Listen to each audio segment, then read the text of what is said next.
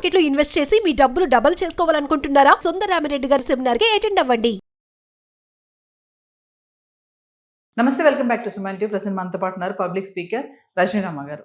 నమస్తే మేడం. నమస్తే నవీన. మేడం, పిజ్జాది కూడా తేజస్విని సాఫ్ట్వేర్ అమ్మాయి సూసైడ్ చేసుకున్న విషయం, అందులో ఒక చిన్న లెటర్ బయటకు వచ్చింది. లెటర్ అంటే ఒక రాయి మీద అమ్మాయి రాసింది అని చెప్పేసి కొన్ని వార్తలు చూస్తున్నాం.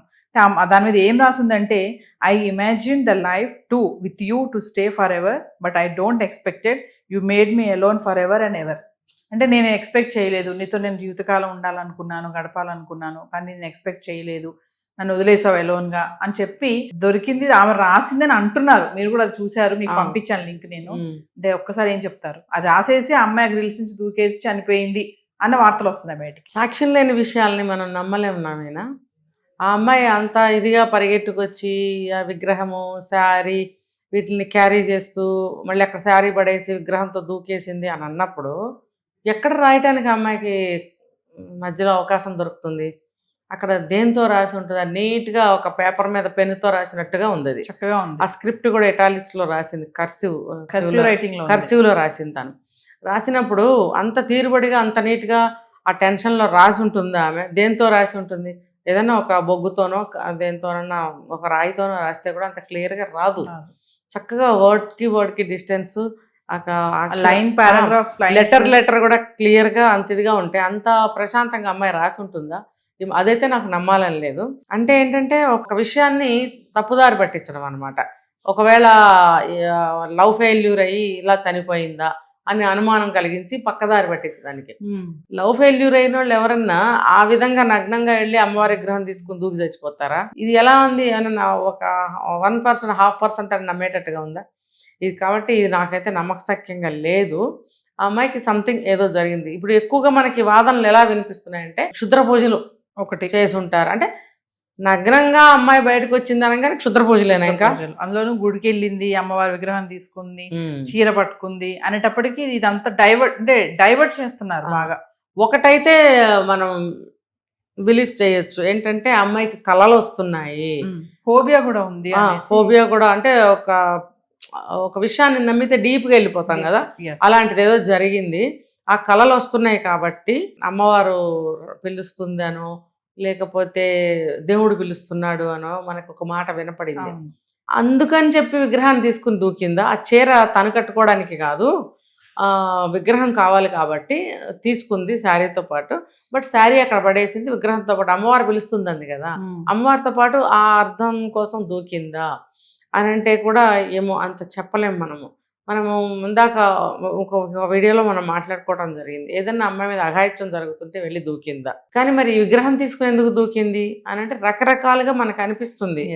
ఏమైనా వాళ్ళు తేల్చాల్సిన విషయం పోలీసు వాళ్ళు. నాకైతే రెండే అనిపిస్తుంది. ఒకటి, కళ్ళలో అమ్మవారు కనిపించి దేవుడు కనిపించి రారా అని పిలుస్తుంటే వెళ్ళిపోయి అలా విధంగా చేసన్నా ఉండొచ్చు. లేదు అంటే అఘాయిత్యం అన్నా ఏమైనా అమ్మాయి మీద ప్రయత్నం జరిగి ఉండొచ్చు అనేది నాకు అనిపిస్తుంది. ఇంకా మేడం, వాళ్ళ తల్లి ఎవరైతే ఉన్నారో తల్లి కూతుర్లకు కూడా ఫోబియా ఉన్నట్టుగా వార్తలు కొన్ని వస్తున్నాయి బయటికి. కొన్ని మీడియా ఛానల్, ఇంటర్నేషనల్ ఛానల్స్ కూడా నేను చూశాను, తల్లి కూతురికి కూడా ఫోబియా ఉంది అని చెప్పేసి అంటున్నారు. తల్లి కూతురికి ఫోబియా ఉంటే మరి అమ్మాయి బయట గొన్నం ఎందుకు పెట్టింది? అమ్మ లోపలే ఉండగా మాటలు కూడా కొంచెం సరిగ్గా జాయిన్ అవ్వట్లేదు, మ్యాచింగ్ గా లేవు ఆవిడ మాట్లాడే కూడా మీరు అన్నారు ఒక వీడియోలో.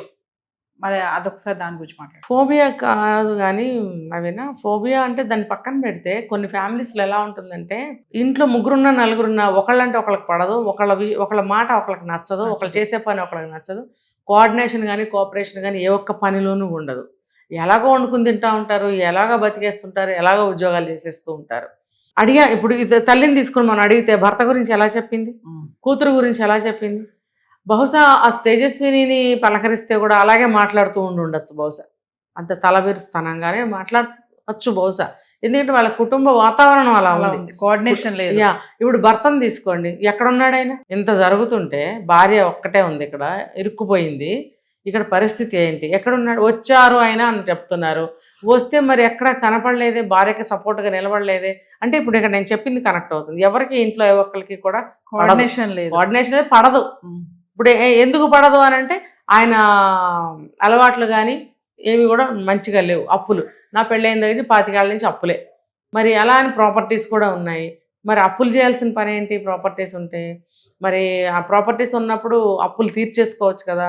తీరుస్తానే ఉంటాడు, అప్పులు చేస్తానే ఉంటాడు, ఈ అప్పుల మీద బతుకుతాడు అని చాలా కోపంగా నిర్లక్ష్యంగా చెప్పింది. మరి అదే అభిప్రాయం కూతురుకు కూడా ఉంటుంది కదా కదా ఒకటే పాపేమో మరి వాళ్ళకి. అలా అందుకని చెప్పి అతన్ని వదిలేసి మా కూతురు సంపాదిస్తుంది కదా, ఇప్పుడు బెంగళూరు నుంచి హైదరాబాద్ వచ్చేసి ఒక ఇల్లు తీసుకుని మళ్ళీ కొత్త ఉద్యోగం వెతుక్కుంటుంది కదా, నా కూతురుతో పాటే నా జర్నీ స్టార్ట్ చేద్దామని వచ్చేసింది ఆవిడ. ఇలా ఉన్నప్పుడు ఈ సంఘటన జరగడం ఏంటి అంటే దీనికి దానికి అసలు సంబంధం పొంతం లేకుండా నేను అనుకున్నది. అందుకరించే ఒకటే నేను ఎక్స్పెక్ట్ చేస్తున్నాను, ఆ అమ్మాయి మీద ఏదైనా అగాత్యం జరగబోయింది అంటే కేసుని డైవర్ట్ చేస్తున్నా అనుకోవచ్చు. అదే అనిపిస్తుంది. పక్కన ఇప్పుడు ఈ రాయి మీద రాసింది కానీ ఇవన్నీ కూడా ఈ రాయి మీద కూడా ఎవరో ఫ్రెష్గా రాసినట్టుగా కనపడుతోంది నీట్గా. మరి ఏమో చెప్పలేకపోతున్నాం. ఏంటంటే ఇదిగో పులి అంటే అదిగో తోక అన్నట్టుగా తయారైంది ఇది. కానీ ఆ అమ్మాయి మరి రాసింది అంటే నాకు నిజంగా లవ్ ఫెయిల్యూర్ అయితే అది విగ్రహం తీసుకుని నగ్నంగా వెళ్ళి అట్లా పడిపోరు. కాబట్టి ఇది కూడా ఒక డ్రామా ఏదో నడిచింది. ఇదంతా తేలాల్సింది ఉంది. గబుక్కుని మనం అనేసుకోకూడదు ఊహలుగా.